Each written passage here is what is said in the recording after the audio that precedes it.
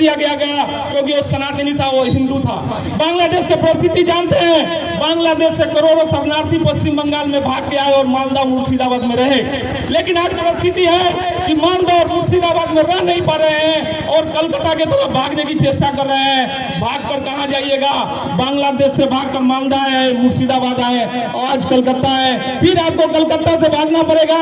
इसलिए आपको सोचने की जरूरत है कि आने वाले समय में सरकार का परिवर्तन जरूरी है और एक सरकार को परिवर्तन करके नरेंद्र मोदी जैसे लीडर के हाथ में राज्य को देकर आने वाले समय में इस राज्य का शासन और प्रशासन को बदलकर एक नया चेहरा देंगे, जिसमें पश्चिम बंगाल को सोने की चिड़िया और पश्चिम बंगाल के बारे में जिस तरह 100 साल पहले सोचा जाता था उस तरह का इतिहास रचने की क्षमता रखता है।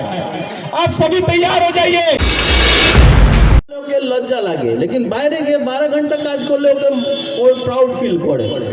তো নিজের রাজ্যকে যখন আপনি এত ভালোবাসে, তো নিজের রাজ্যের জন্য আপনি চাকরি করলে আপনার এত সমস্যা কি আছে?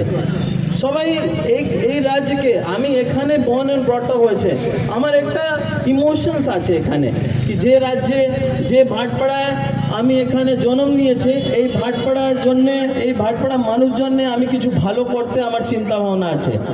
আর যতদিন আপনি আমাকে চান্স দেবেন আমি নিশ্চয়ই এই চিন্তা ভাবনা রেখে কাজ করবেন। যেদিনে আমার সরকার আসবে, যেদিনে আমার সরকার আসা করে আমাকে যেদিনে এরকম ক্ষমতা আমি পাবে, আমি আপনাকে দেখাবে কি ভাটপাড়া যে আজকে এরকম রেপুটেশন হয়ে গেছে, যে এত বাজে রেপুটেশন করে দিয়েছে, এই রেপুটেশনকে আমি কোথায় নিয়ে যাবে আপনার চিন্তা ভাবনার বাইরে আছে। আপনার সবাই এরকম ভালো থাকবেন, আমাকে আশীর্বাদ করবেন। আমাদের মধ্যে উপস্থিত ছিলেন ব্যারাকপুর প্রাক্তন সাংসদ মাননীয় অর্জুন সিং মহাশয়, তার মূল্যবান সময় আমাদেরকে দিয়েছেন এবং তিনি বর্তমান আমাদের এই বাংলার পরিস্থিতি বর্ণনা করলেন।